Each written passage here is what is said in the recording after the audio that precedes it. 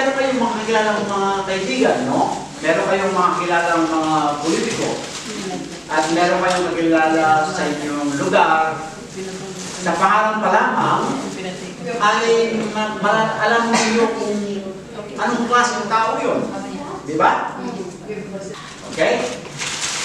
Sa pangalan pa lang ni Fernando Portillo, sabi po nila is the king, no? Siya po yung hari ng pelikulang Pilipino. Kaya sa pangalan nila, nakaakla ang reputasyon, the same with God. Sapagkat ang Diyos natin, kapag sinabi natin Jesus Christ, is the Savior and Redeemer. Siya po yung ating tagapagligtas, at siya po yung nagbigay ng second chance sa buhay natin upang tayo po ay magkaroon ng buhay na walang hanggan. That's reputation ng ating Panginoon. Amen? Marami po tayong kilala mga personalidad sa aming lipunan. Daradala po nila ng reputasyon when it comes of their name. Kaya sabi po nila, huwag mong sisirain ang aking pangalan sa mga bagay na hindi makakasira sa aking reputasyon. Amen?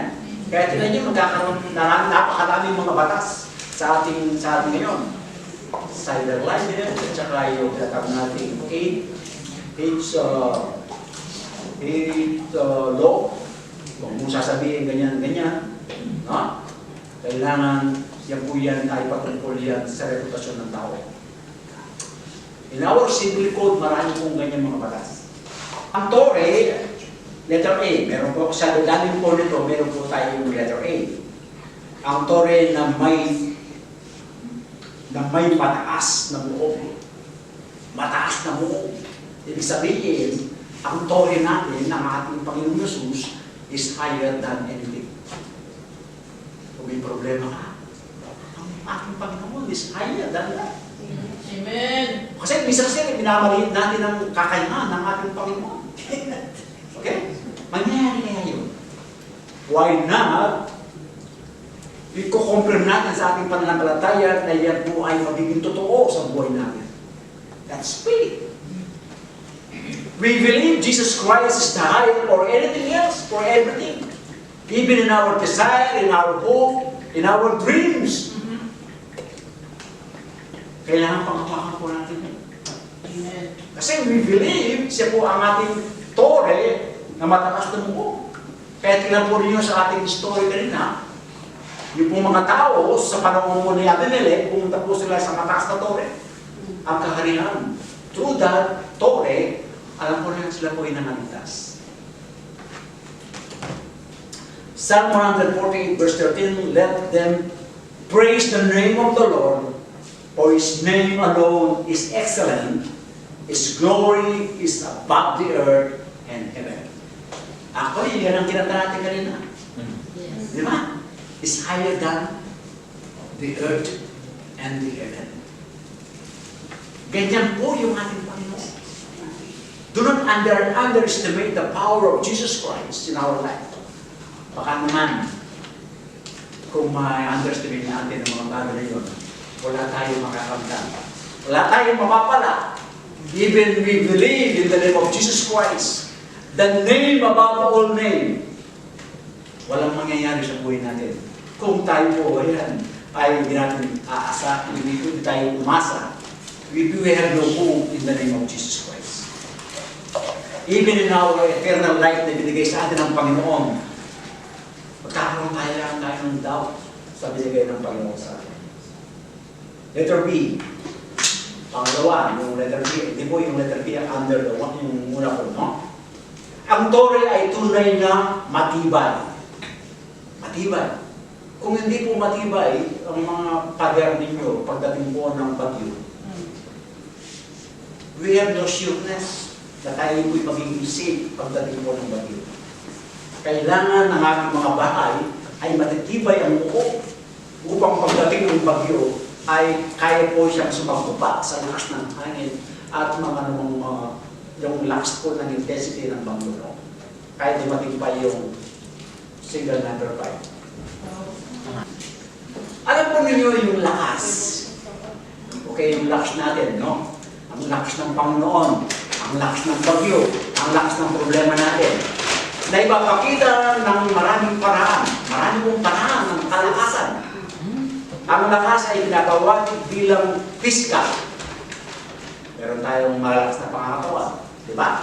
Kung hindi tayo malakas ang pangangatawan natin, paano tayo magtatrabaho? Kailangan natin may kalakasan ng ating katawan. Mental. Pag hindi ka mahina po ang mental natin, ang ating kaisipan, diretso tayo sa mental. Amen?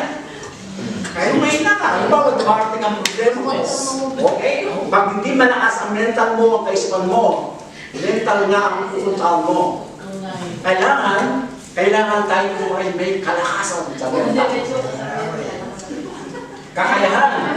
Okay? Dapat lagi tayo may kakayahan when we say we are strong. Impluensya. Ang lakas ay nagkakaroon ng impluensya. Kinikilala ka sa iyong baryo because of your physical strength na pinapakita. Moral na kapangyarihan. Mabisa. Malusog. Para ano pang labanan ang atake. Wala pong kompromiso. Mahusay at matutugunan ng malinaw at matatag na mabulat. Ibig sabihin, kung ikumpara natin sa Diyos ang strength niya, ay walang alinlangan, tayo ay ligtas. Sapagkat ang lahat ng mga sinabi ko ay nasa ating Panginoon. Mas higit pa. Amen? Tingnan ninyo yung mga Israelita nung umalis po sila sa Egypt. Okay? Magamat millions po yung mga taong umalis sa Egypt. Alam po ninyo?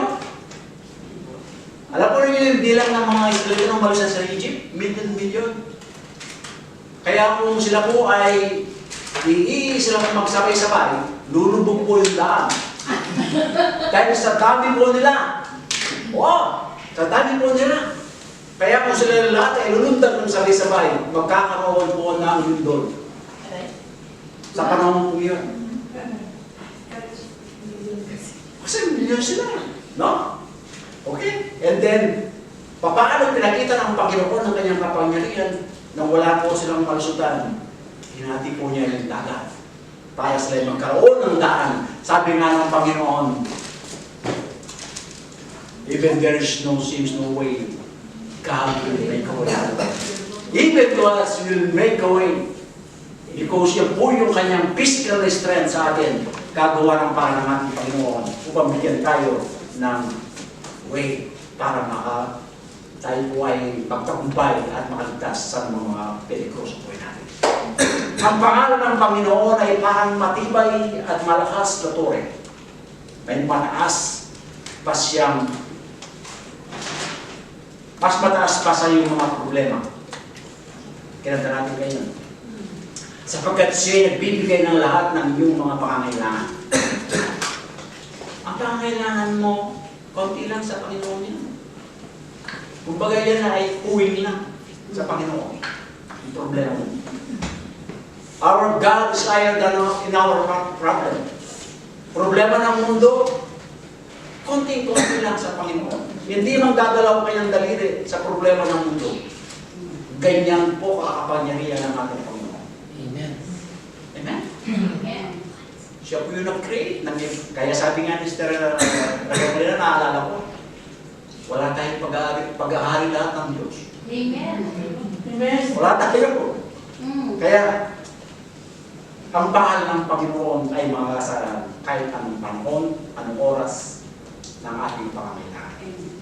Ang pangalan ng Panginoon ay isang matibay na muog kapag tayo ay natatakot. Maraming tayo natatakot dito, no? Meron tayong maraming mga tao na even Christian natatakot silang mga tayo. Sabagay, no? Hindi ka na makakapagsiyahan. No? Hindi ka na magkakaroon ng hindi ka na makapag-Facebook kasi manamatay ka na. Kapag tayo ay may sakit, ang pangalan ng Panginoon, it is our power. Siya po ay, kapag tayo ay tayo ay nawawala ng pag-asa sa buhay. If there is no hope. Kaya kinatala na, sabi ng kanta, our Lord is higher than hope, our hope. Kapag tayo nalilito, marami sa mga tao ngayon nalilito. Papunta doon, ang napakadami yung daan. Daan patungo saan? Actually, isa lang ang sinabi ng Panginoon. Ito, ako lang ang aming daan. Okay.